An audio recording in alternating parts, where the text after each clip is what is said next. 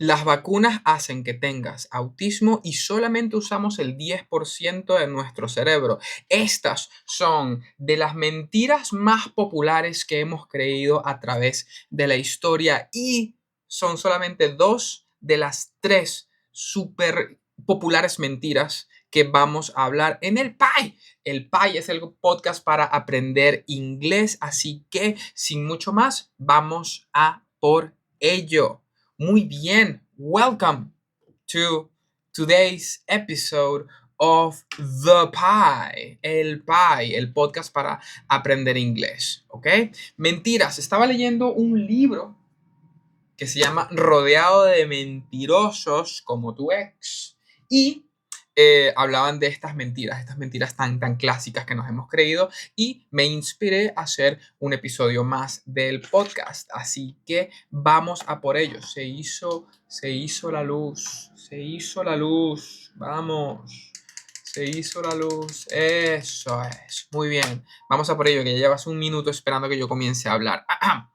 El día de hoy es nivel intermedio, lo que quiere decir es que es un inglés básico, pero voy a estar hablando en inglés constantemente, pero es un vocabulario básico, así que vamos a por ello. The vaccine myth, el mito de las vacunas. Let's start with a very controversial myth or lie. Many people still believe that vaccines can cause autism. This idea became popular after a study published in 1998 by a doctor called Andrew Wakefield. In that study, he suggested a possible link between the MMR vaccine and autism. But there is, or here is the problem. The study was only based in 12 children. Yes, 12 children is the only sample they had. That is not a strong scientific sample. Later, investigations showed something even more serious. The data was manipulated, like you with your ex. There were conflicts of interest, and the conclusions were not supported by real evidence. In fact, the journal officially retracted the study. Wakefield lost his medical license, and today the scientific community agrees. There is no credible evidence linking vaccines and autism. But here's the interesting part. Even after all this, many people still believe it. They still believe that vaccines cause autism. Even now, that is like public knowledge or popular knowledge that scientific paper that this Dr. Wakefield did or presented was a complete fraud or lie. Why do they still believe it? Because fear spreads faster than facts. And once people believe something emotional, it is very difficult to change their minds. That is the first lie. So from now on, everybody has to be vaccinated because it doesn't cause autism. That's it. And there is still a lot of people that believe that. It's amazing. The second lie we believed for so many years, we only use it. It even appeared in movies.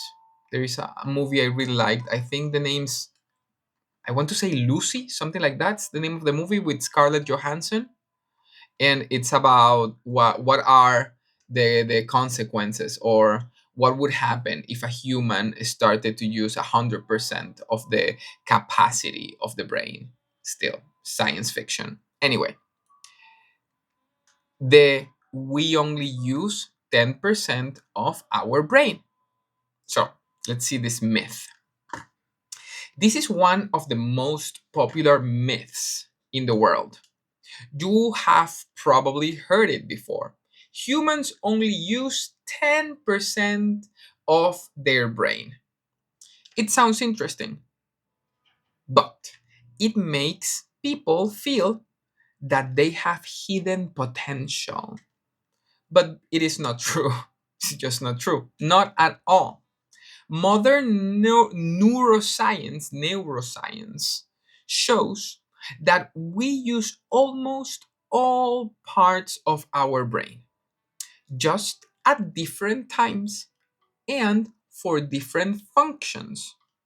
Brain scans clearly demonstrate activity across many regions, even during simple tasks. So, where did this myth come from? Some experts believe it was a misunderstanding of early psychological theories.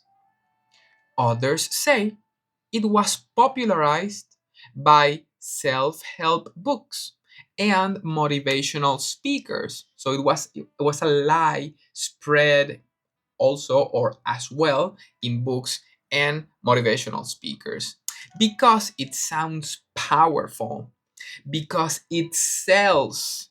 But scientifically, it is simply wrong. And still, millions of people repeat it. Why? Because we like simple ideas that make us feel special. Okay, the last lie that we have heard a million times through history is the Great Wall of China from space. Apparently, a lie as well.